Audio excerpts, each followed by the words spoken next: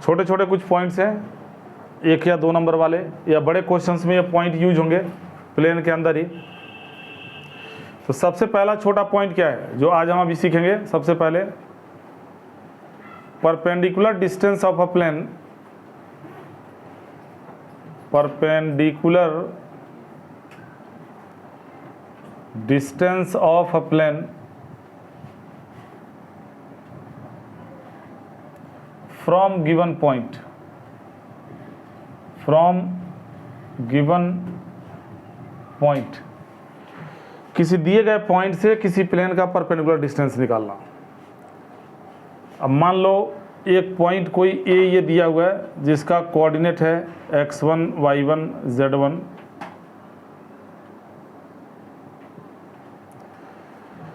और यहाँ एक प्लेन दिया है ax plus by plus cz plus d is equal to 0,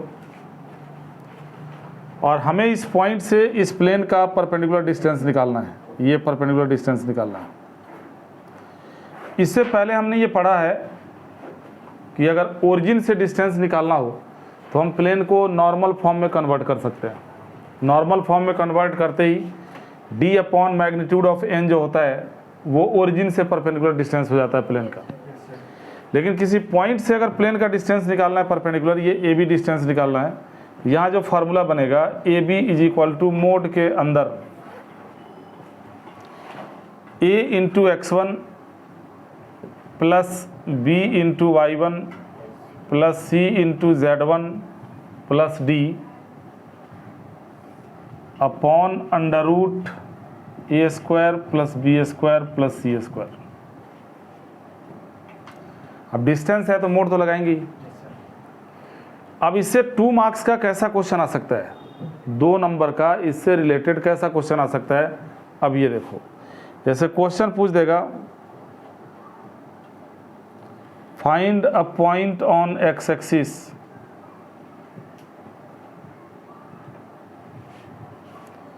from which the perpendicular distance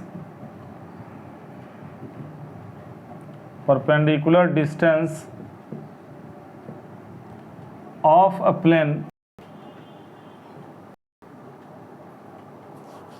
3x minus 2y minus 6z is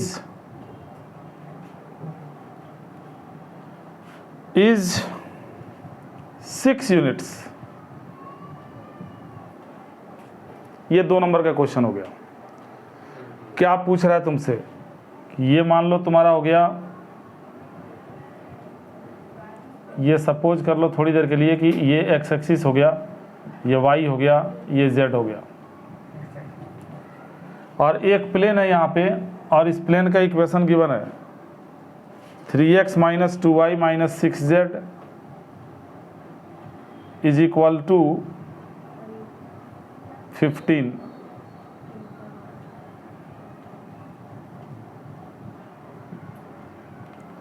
इस plane का equation given है 3x minus 2y minus 6 minus 15 is equal to, और तुमसे ये पूछा जा रहा है कि एक्स एक्सिस के ऊपर एक ऐसा पॉइंट बताओ जिस पॉइंट से इस प्लेन का जो परपेंडिकुलर डिस्टेंस होगा, ये डिस्टेंस ये 6 यूनिट है। हमें ये ए पॉइंट निकालना है। कितना आसान, तुम्हें पता है कि एक्स एक्सिस के ऊपर कोई भी पॉइंट होगा उसमें वाई और जेड 0 होगा। Yes sir. तो सॉल्यूशन देखो, हमने लेट किया required point is a comma 0 comma 0। हमने इस पॉइंट को मान लिया ए कॉमा 0 कॉमा 0, यही हो गया x1 y1 z1। यहां से तुम्हें ए बी सी मिल जाएगा। दो फार्मूला ए बी का डिस्टेंस क्या होगा, फिर जब फार्मूला अप्लाई करोगे तो ए से बी तक का मोड के अंदर a इंटू x1 यानी 3 into A plus B into y1 minus 0 करोगे 0 C into Z1 minus 6 into 0 0 minus का 15 अपॉन अंडर रूट ए का स्क्वायर 9 हो गया, बी का स्क्वायर माइनस 2 स्क्वायर 4 हो गया, सी का स्क्वायर माइनस 6 का स्क्वायर 36 हो गया। ये डिस्टेंस कितना दिया है 6 इज इक्वल टू ऊपर बच गया 3a माइनस 15 और नीचे ये सारा मिला के 49 हो गया, तो 7 हो गया। यानी तुम्हें मिला modulus of 3a minus 15 is equal to 7 6 जा, और जैसे ही मोड हटाओगे दूसरी प्लस माइनस लग जाएगा, तो 3a का वैल्यू क्या होगा माइनस 2 प्लस 15, जब प्लस आएंगे तो 57 आएगा, और 3a का वैल्यू जब माइनस साइन लोगे तो माइनस 27 आएगा। एक के दो वैल्यू निकल गए, एक 19 आ गया, 57 से काटोगे, दूसरा माइनस 9 आ गया, तो रिक्वायर्ड पॉइंट क्या दिख रहा है भाई, दिख रहा है कि नहीं? रिक्वायर्ड पॉइंट इज 19,0,0 या माइनस 9,0,0, यही तुम्हारा आंसर। एक कंसेप्ट खत्म।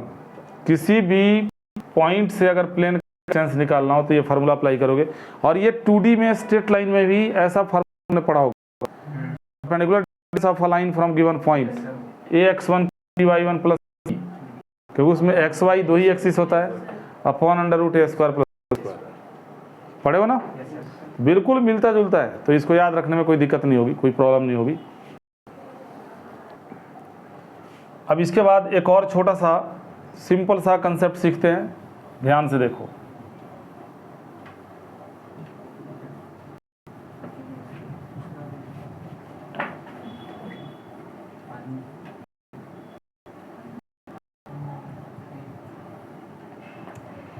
अब हम आपको सिखाते हैं distance between two parallel planes. इधर ध्यान दो, distance between two parallel planes. देखोगे ध्यान से, की पहचान क्या होती है प्लेन में, कि नॉर्मल होता है, नॉर्मल सेम होगा या प्रोपोर्शनल, पैरेलल प्लेन हो गया।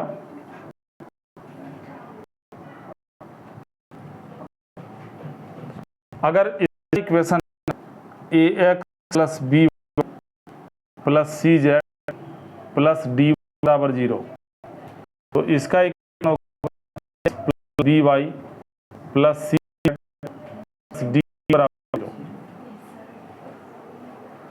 अब दो पैरेलल प्लेन होगा, तो कहीं भी मापोगे तो डिस्टेंस तो बराबर ही आएगा, परपेंडिकुलर डिस्टेंस होगा किसी भी पॉइंट पे।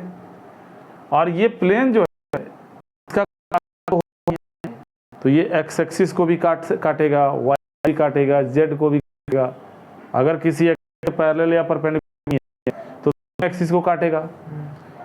तो प्लेन के ऊपर तो तुम्हें एक पॉइंट चाहिए, तो एक अगर पॉइंट चाहिए तुम क्या करोगे, और पॉइंट ऑन एक्स एक्सिस ही ले लो, मान लो एक्स एक्सिस को जहाँ है वहीं से एक पॉइंट ले लेते हैं और पिछला फार्मूला अप्लाई कर देंगे, इसका फार्मूला बन जाएगा।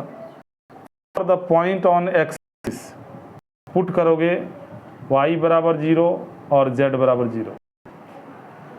इस प्लेन के इक्वेशन में y और z को 0 करोगे तो तुम्हें क्या मिलेगा, ax प्लस d2 बराबर 0, तो इसकी वैल्यू क्या मिल गई, माइनस डी अपॉन ए।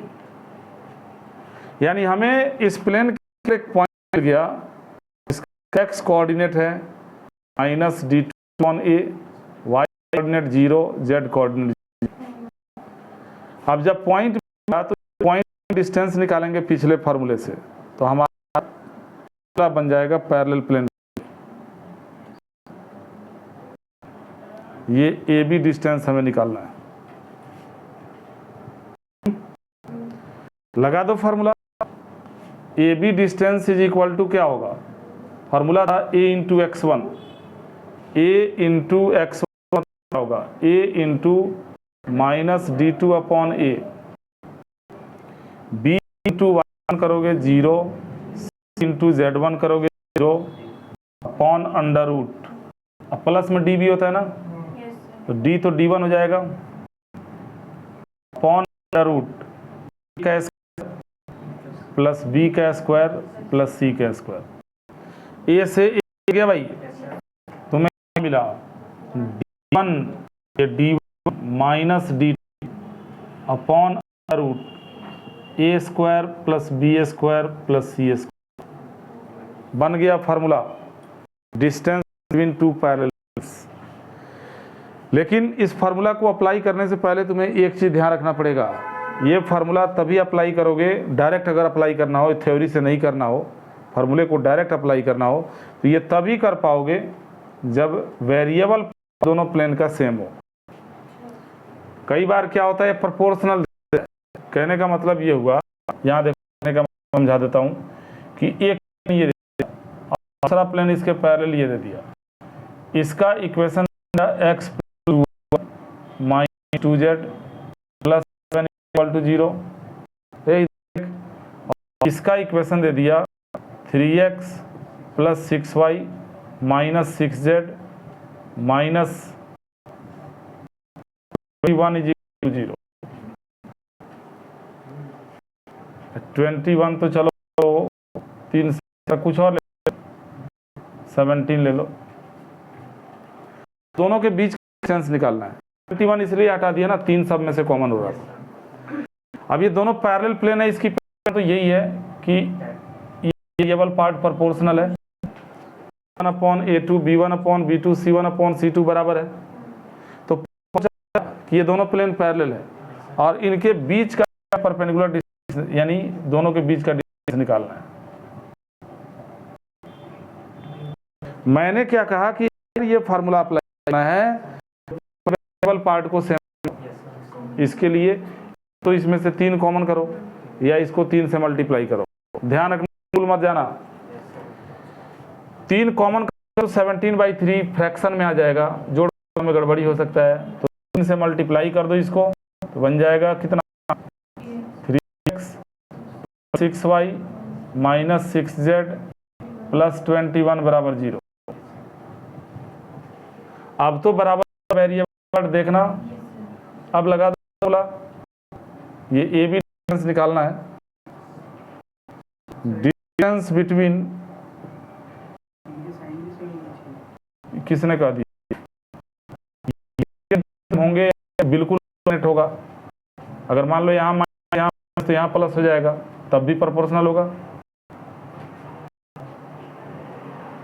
डिस्टेंस बिटवीन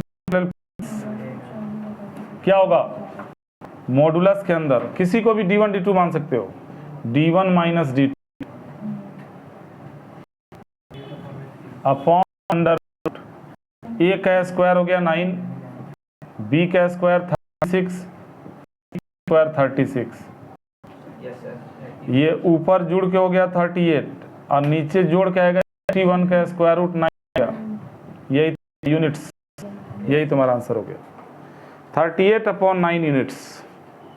अच्छा, एक का क्वेश्चन जो इस साल तो चांस कम है, 2 नंबर में कैसा क्वेश्चन, ये देखो,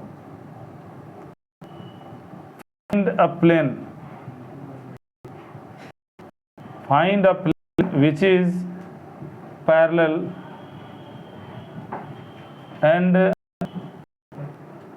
2 units away from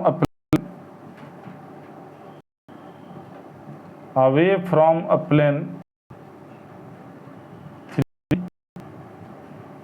3x minus 4y plus z plus 51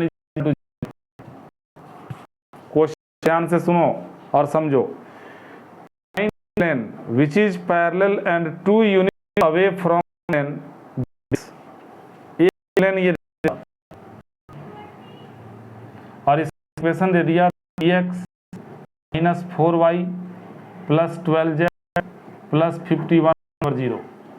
तुम कह रहे हो इसके पर एक प्लेन चाहिए और 2 यूनिट के दूरी पे होना चाहिए, मतलब इस बार ये डिस्टेंस हुआ है, इससे 2 यूनिट दूरी पे एक प्लेन हमें चाहिए, ये 2 डिस्टेंस दिया है।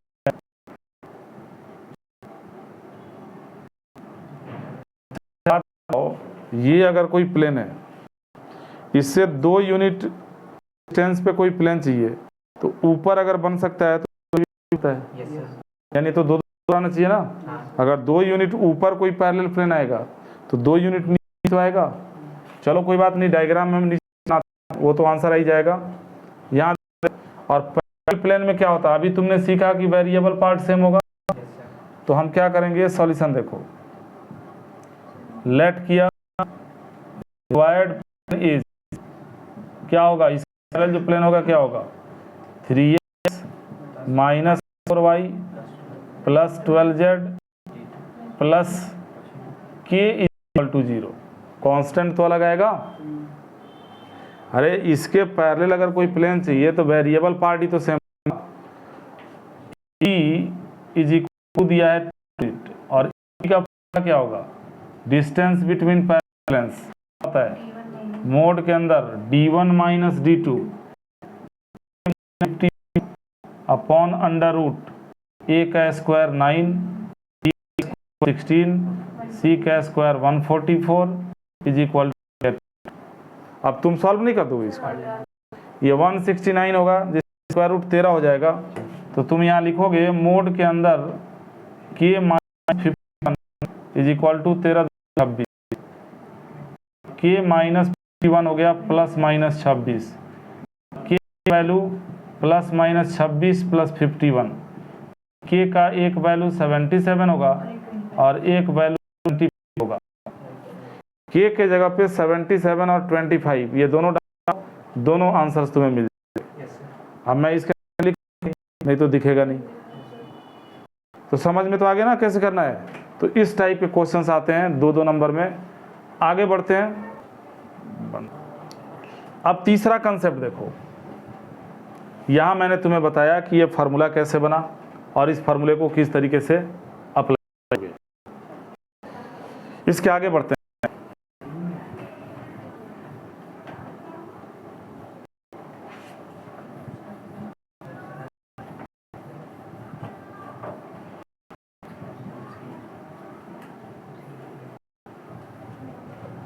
अगला जो तीसरा छोटा पॉइंट है, इसमें हमें सीखना है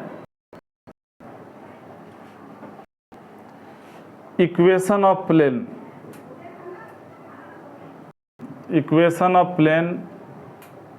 parallel and Passage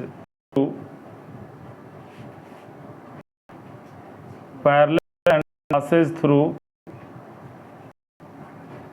the mid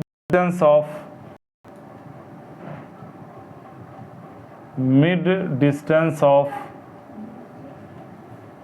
two planes. Equation of plane parallel and pass through the mid distance of two planes.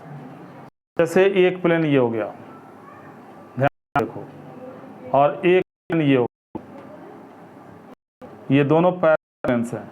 इस इक्वेशन है x plus B Y plus C Z plus 1/0, और इसका इक्वेशन है ax plus B Y plus C Z plus d2 is equal to 0। इन दोनों plane के बीच में कुछ डिस्टेंस तो होगा, कुछ ना कुछ डिस्टेंस है। मान लो 100 किलोमीटर का डिस्टेंस है, तो बिल्कुल 50 किलोमीटर पे बीचों बीच मिड डिस्टेंस, इन्हीं के पैरेलल एक और प्लेन पास कर रहा है।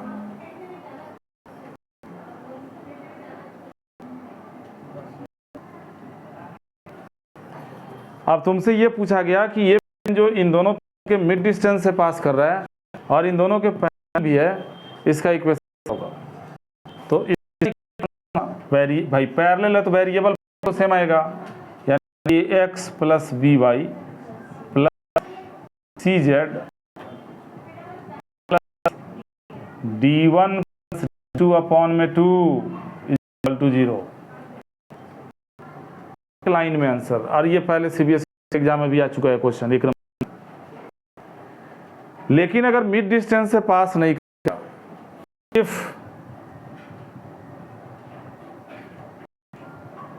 Plane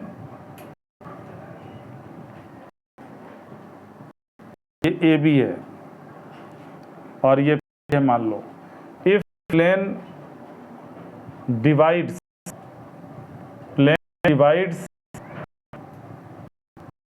AB at P to M1 M N ले लो, M1 N1 क्या लेना है, M1 M2 क्या लेना है, M N, इस बात है कि ये बीच नहीं कर रहा है, M और N के रेशियो में बांट रहा है। अब एक हो गया ये, एक हो गया प्लेन ये, और एक हो गया प्लेन ये। देखते रहो ध्यान से।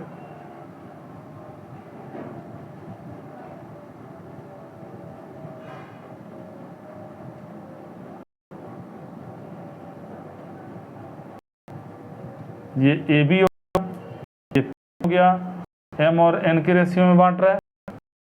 इसका इक्वेशन है AX plus BY plus CZ plus D1 0। इस प्लेन का इक्वेशन है AX plus B plus CZ plus D2 बराबर 0।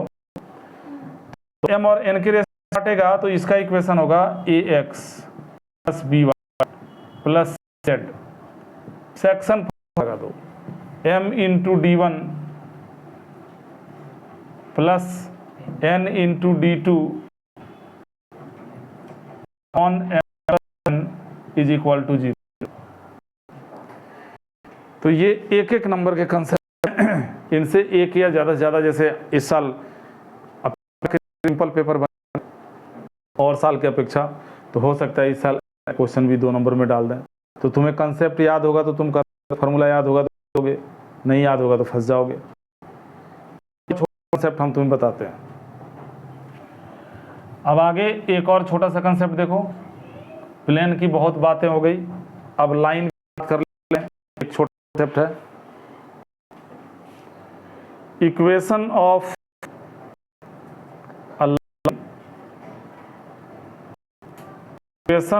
a line through a given point and parallel to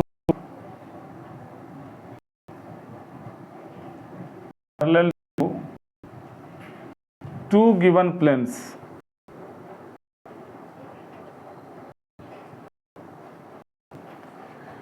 Parallel to two given planes. एक देखो, अब इसमें ना 2 प्लेन का इक्वेशन दिया, जैसे तो कि यहाँ तुम्हें दिखा रहा हूं, ये 2 प्लेन्स हो गए।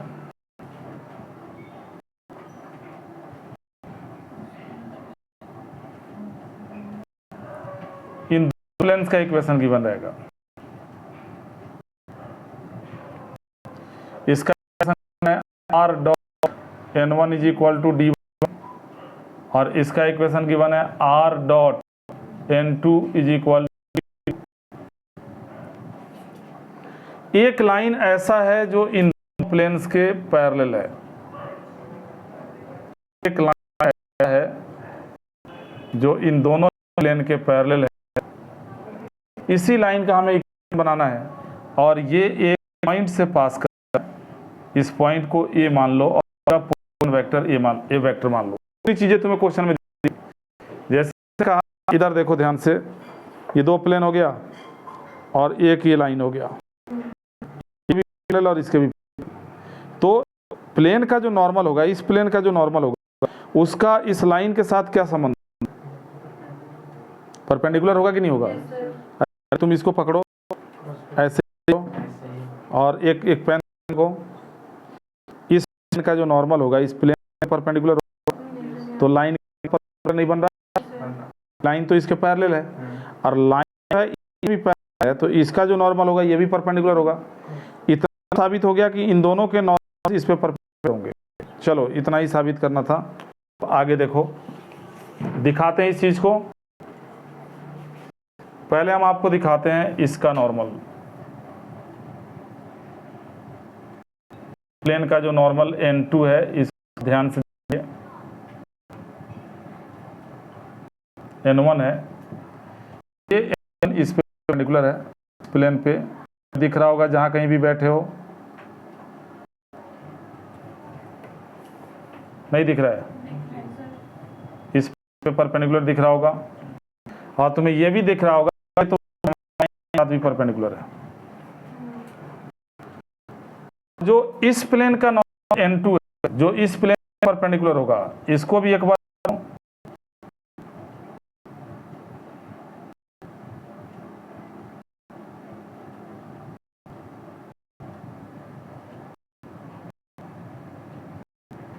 ये N2 को देखो, तुम्हें दिख रहा है प्लेन पे परपेंडिकुलर दिख रहा है ना? Yes sir. और ये देखो, ये जो N2 है, ये यहां आके हमारे लाइन के साथ भी परपेंडिकुलर है। अब अगर हम N1 N2 इन दोनों को क्रॉस कर दें, क्या मिलेगा? एक ऐसा वेक्टर मिलेगा जो N1 N2 दोनों पे परपेंडिकुलर।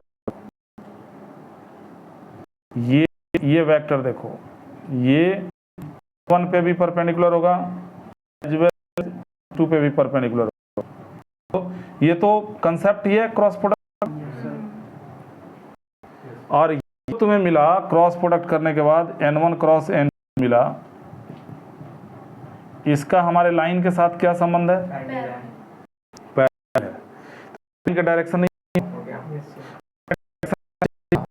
क्योंकि लाइन का इक्वेशन बनाने के लिए फिक्स पॉइंट और की जरूरत पड़ती है। तो फिक्स पॉइंट गिवन है ही, जैसे ही N1 क्रॉस 2 किया, हमें डायरेक्शन मिल गया, तो रिक्वायर्ड लाइन क्या बनेगा? Required line is equal to A plus lambda time N1 cross.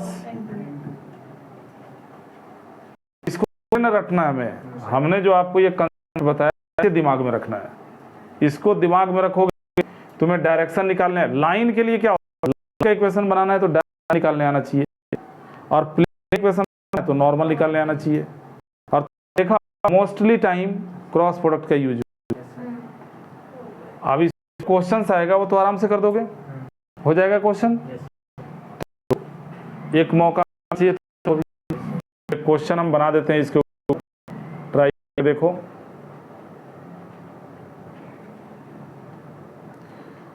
Find the equation of a line, find the equation of a line through line 231 parallel to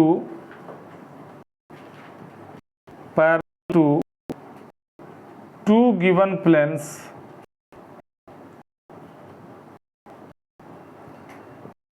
to y minus z plus is equal to 0 and 2x minus 3 plus 1 is equal to 0।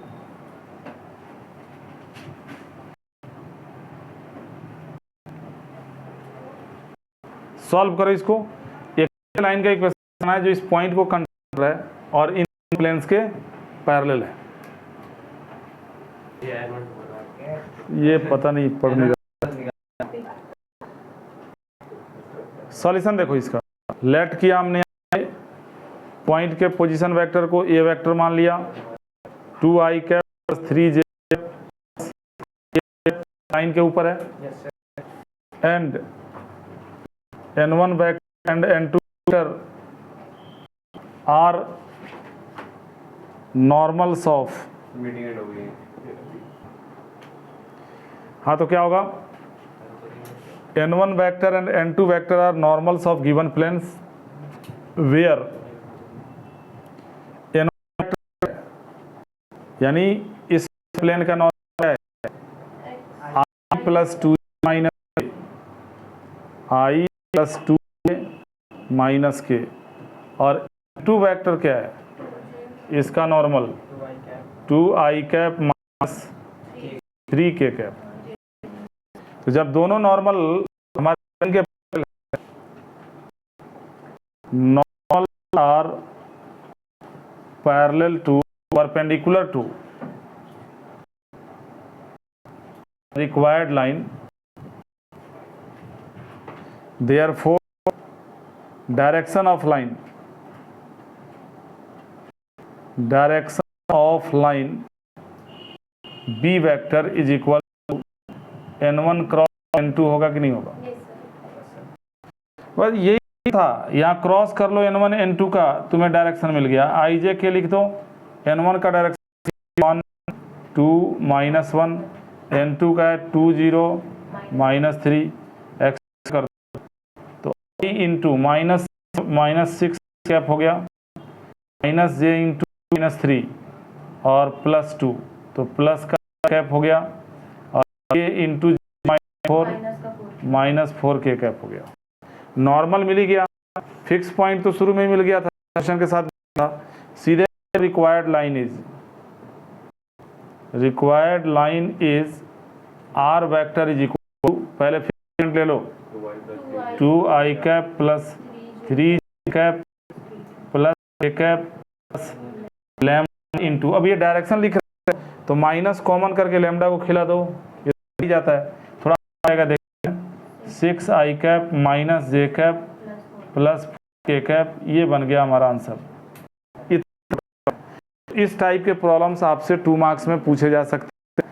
अब एक ही concept बच गया plane के अंदर, एक तो image of a point in a plane, और एक equation of plane containing 2 lines and condition for coplanarity of 2। अगर मैं अभी शुरू भी करूं